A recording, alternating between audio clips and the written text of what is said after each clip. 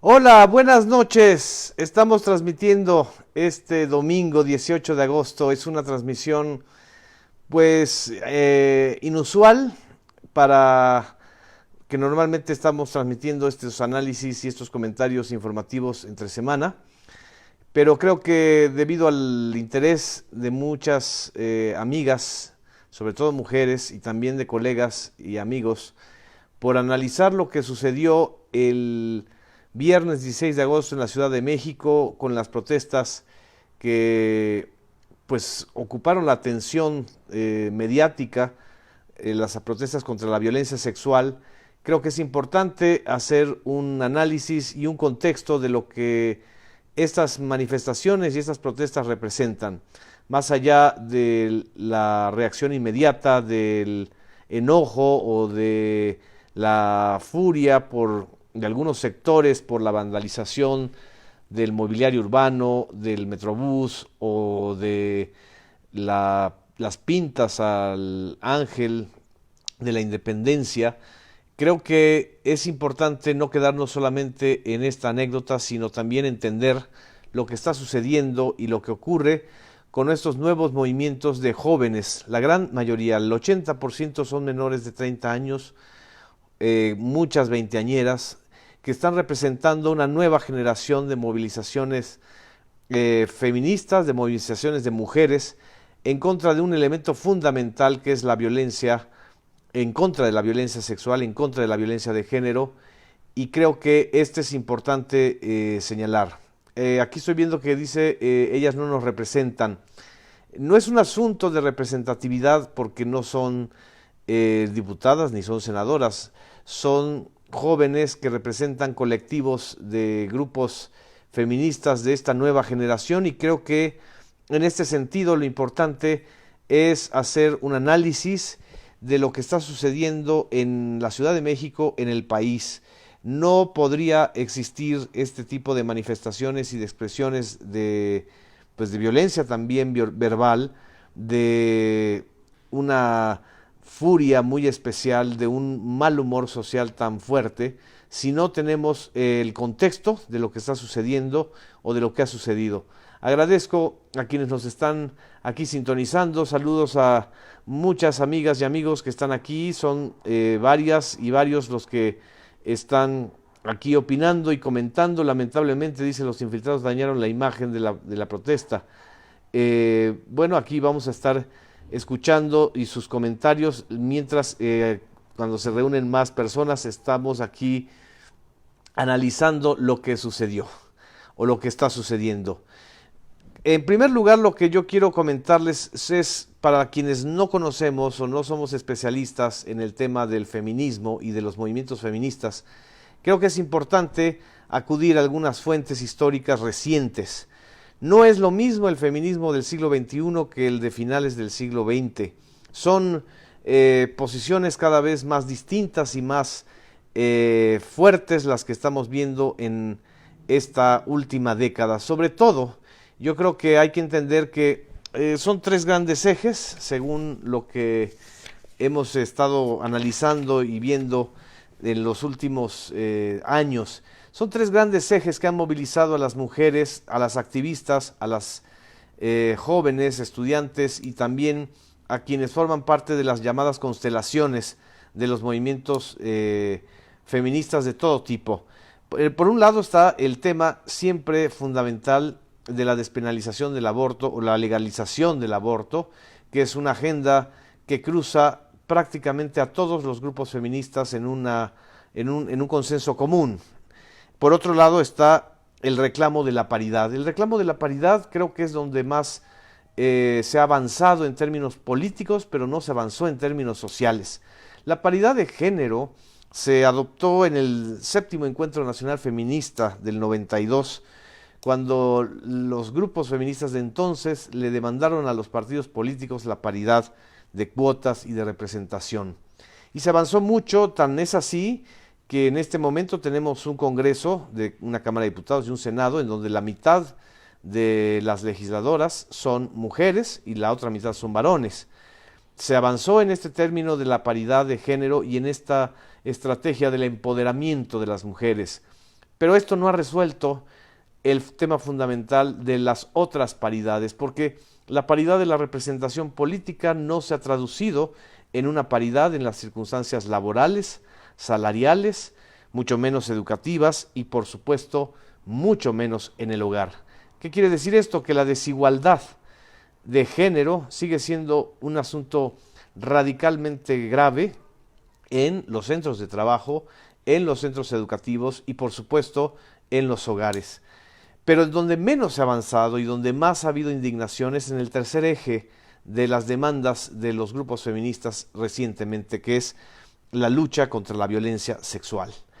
La lucha contra la violencia sexual tiene una historia reciente en México y creo que tenemos que tener como eje los feminicidios de Ciudad Juárez en los años 90, 92, 93, cuando empiezan a surgir las informaciones y los testimonios y los datos de una matanza sistemática de mujeres jóvenes de origen obrero que son obra no solamente de uno o dos asesinos seriales, sino de una cultura del feminicidio.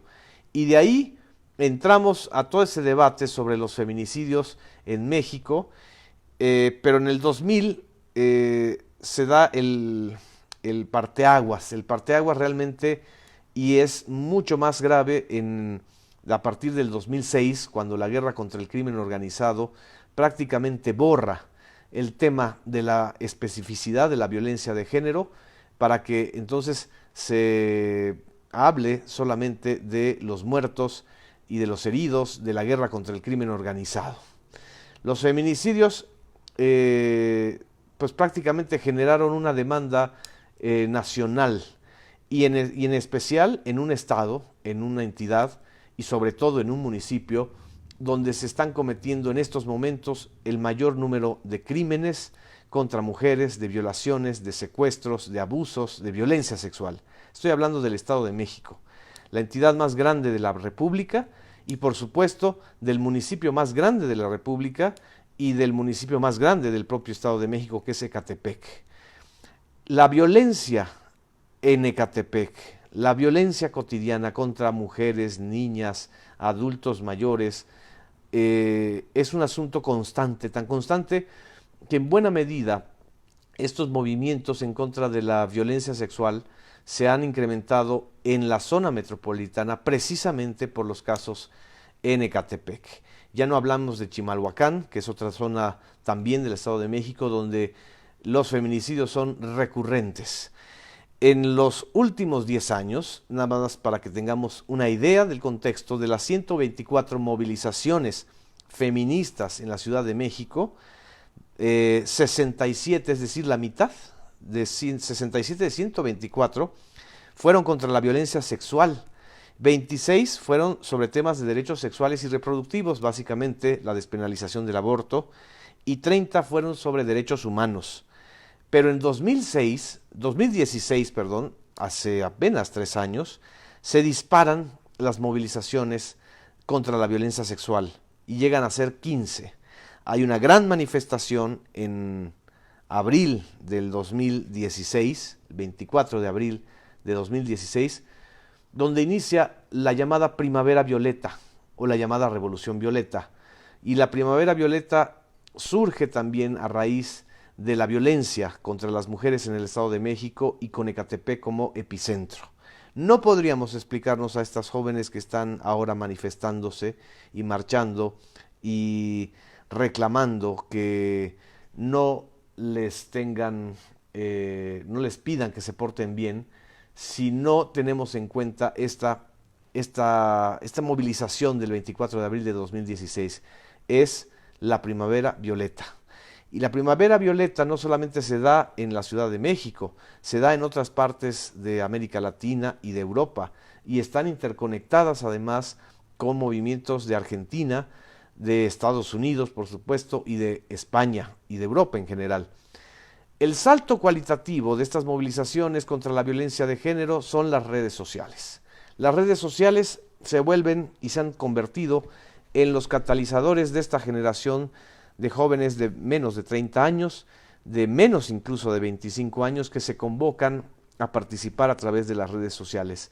Y por supuesto son movimientos sin un liderazgo o un caudillaje muy claro, y esto también hace que los propios medios de comunicación se confundan y no sepan o no sepamos, me incluyo yo mismo, entender hacia dónde va esta agenda.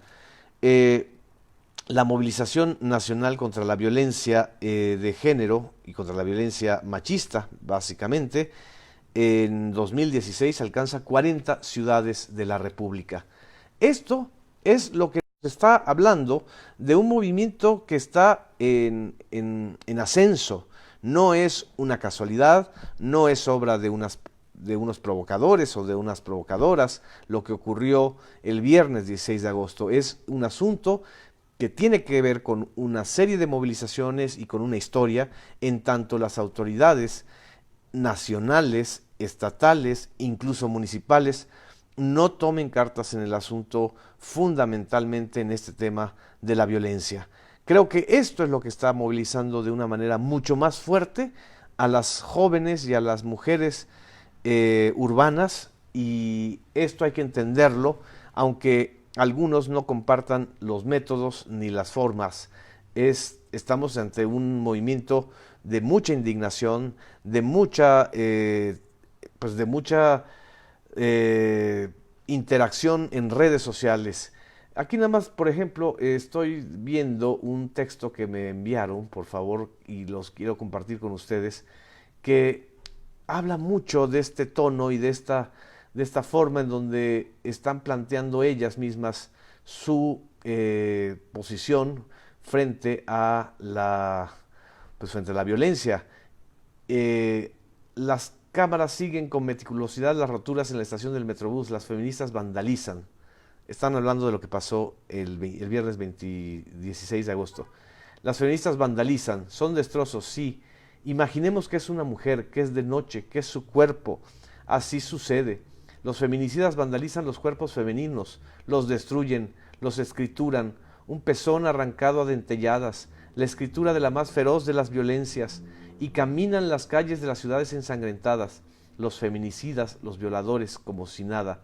Objeto punzocortante, 35 puñaladas, introducción de objetos, cortes transversales, irreconocible por quemaduras. Son las frases típicas de los delitos de violencia sexual.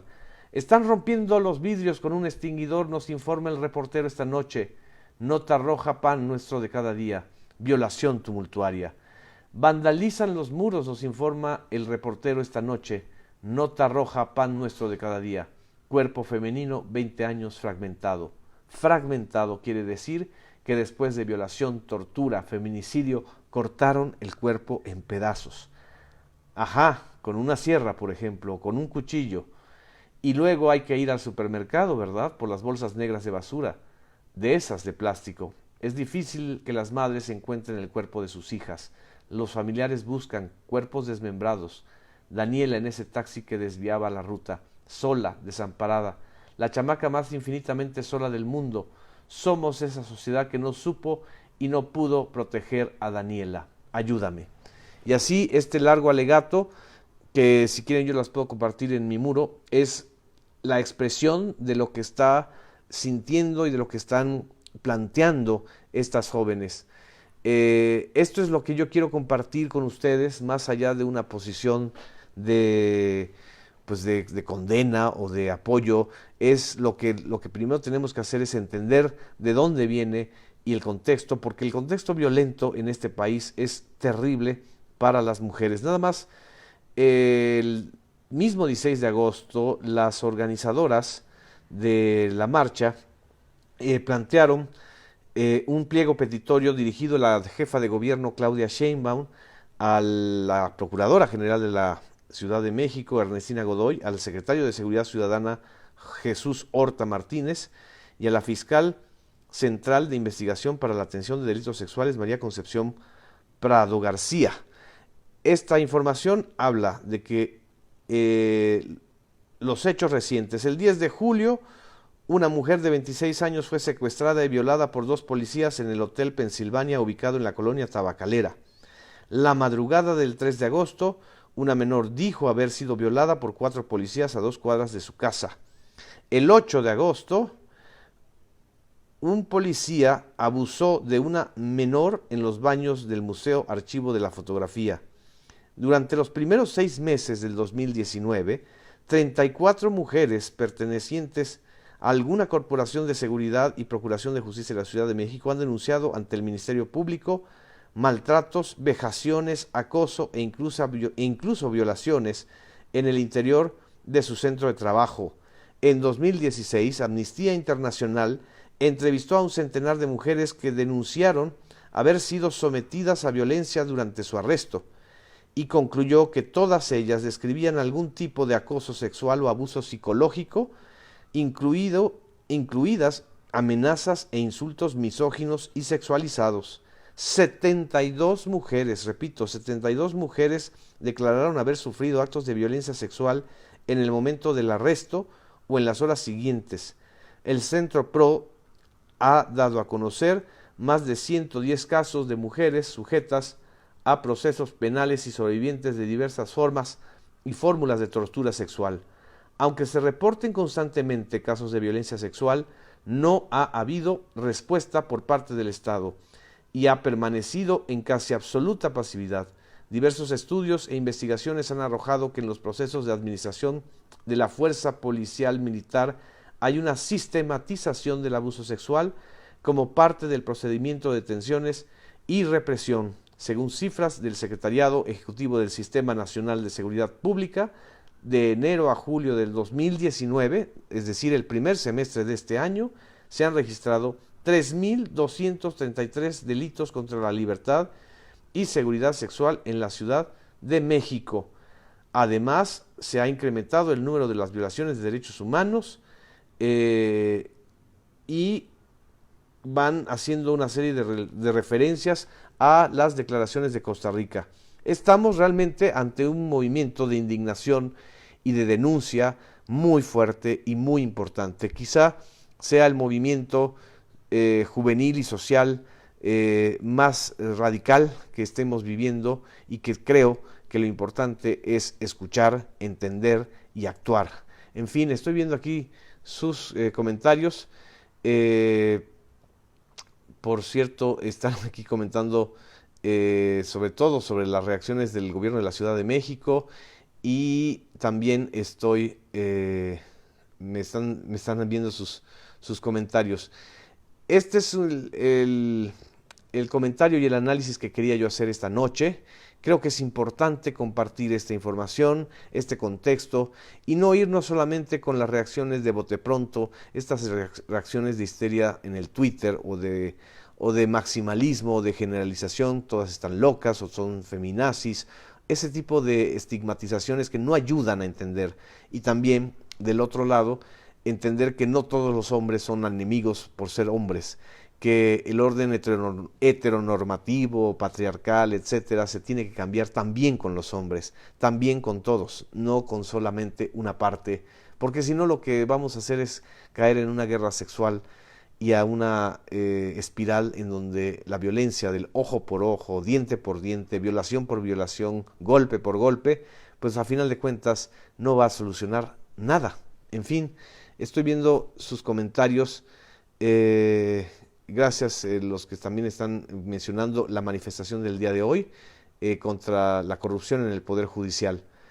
En fin, hay comentarios de todo tipo. Ustedes los van a ver aquí, más que repetirlos. Yo lo que quiero es compartir estos elementos de análisis, de comprensión, que todos nosotros como periodistas, como comunicadores, como ciudadanos debemos tener.